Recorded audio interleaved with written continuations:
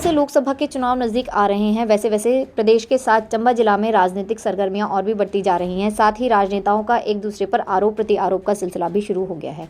एक प्रेस वार्ता के दौरान जहां चुराह विधायक हंसराज ने प्रदेश सरकार के 1 साल के कार्यकाल को पूरा होने पर नाकामयाब बताया है, वहीं उसके जवाब में चंबा सदर विधायक नीरज नैयर ने केंद्र सरकार द्वारा प्रदेश सरकार पर भेदभाव का भी आरोप लगाया है। हंसराज ने अपनी प्रेस वार्ता के दौरान कहा कि हिमाचल प्रदेश सरकार ने अपने कार्यकाल के लगभग 13 महीने पूरे कर लिए हैं, लेकिन इन 13 महीनों में भाजपा के प्रदेश उपाध्यक्ष और चुराह से युवा विधायक हंसराज ने काला अध्याय समान बताया है। हंसराज ने अपने विधानसभा क्षेत्र के मुख्यालय के विश्राम गृह कॉलोनी मोड़ में पत्रकार वार्ता के दौरान कांग्रेस की सरकार पर जमकर जुबानी हमला बोला। उन्होंने कहा कि हमने पूर्व मुख्यमंत्री स्वर्गीय वीरभद्र सिंह के समय में भी विपक्ष में काम किया, लेकिन उस समय वीरभद्र सिंह ने चुराह विधानसभा क्षेत्र को कई सौगात दी थी। लेकिन अगर वीरभद्र और सुखविंदर सिंह सुक्खू की सरकार की कल्पना करें तो वीरभद्र सिंह सरकार कई गुना बेहतर थी। इस सरकार में तो लोगों को कई उम्मीदें थी, लेकिन उनकी उम्मीदों पर सरकार ने पानी फेर दिया। कर्मचारियों से लेकर आम जन मानस बुरी तरह से परेशान है और उसका खामियाजा सरकार को लोकसभा चुनावों में भुगतना पड़ेगा।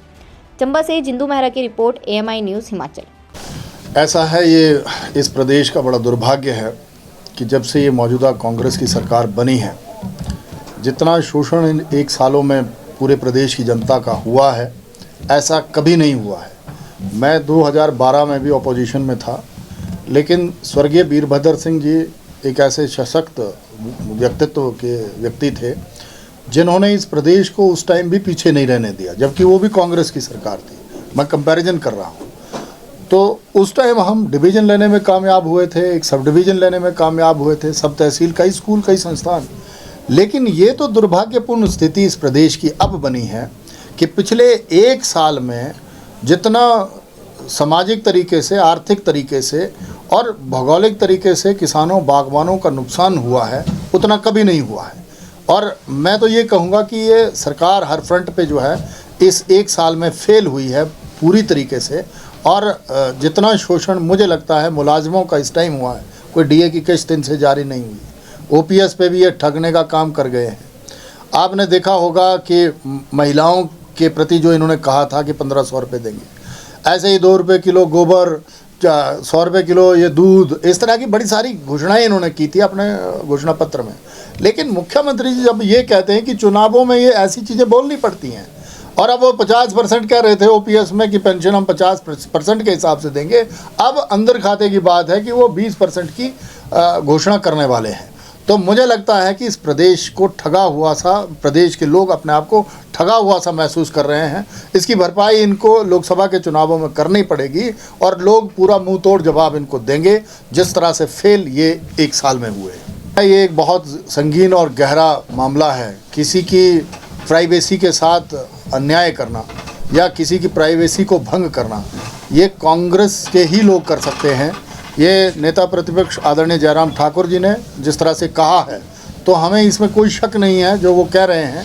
इन्होंने सदैव ही इस प्रदेश का शोषण किया है और प्रदेश के साथ हमारे जो जितने भी विधायक हैं माननीय, उनके ऊपर भी हर तरह की वो रखी हुई है। पर रखे, हम लोग साफ स्वच्छ तरीके से चलते हैं और जो इस तरह की गतिविधियां इन लोगों ने रखी हुई हैं वो दुर्भाग्यपूर्ण है।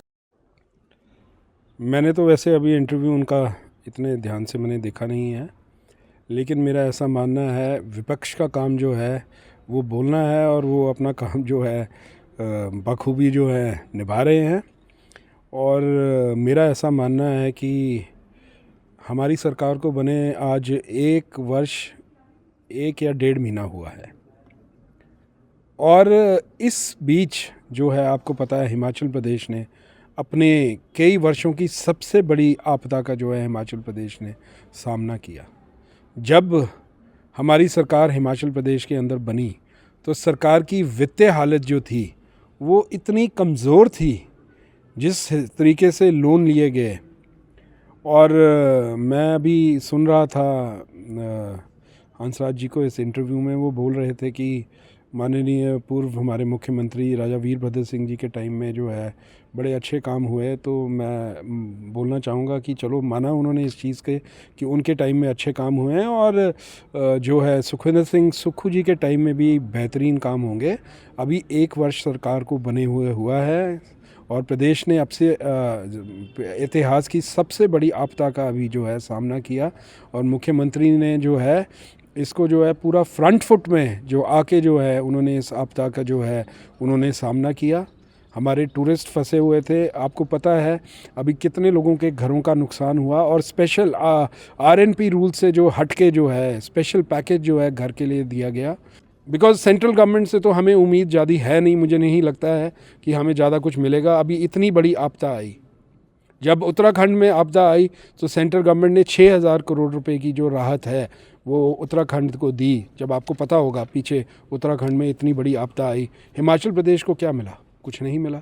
हम आज भी आस करते हैं और अपने भाजपा के साथियों से मैं रिक्वेस्ट करता हूँ कि ठीक है, आपको जो चीज़ दिख रही है आप बोल रहे हैं, इसमें कोई बुराई भी नहीं है, लेकिन जब सेंटर की बात आती है तो प्रदेश के साथ वो हमारे मुख्यमंत्री के साथ जो है कंधा से कंधे मिला के जाएँ और उनकी मदद कराएं, ताकि जो है हम जो है आगे जो है प्रदेश को तरक्की की राह पर रोड़े ना अटकाएं, हमारी उसमें मदद करें। बाकी जहाँ तक हमारी गारंटियों की बात थी, सरकार ने सबसे पहली गारंटी ओपीएस की दी थी, ओल्ड पेंशन स्कीम की।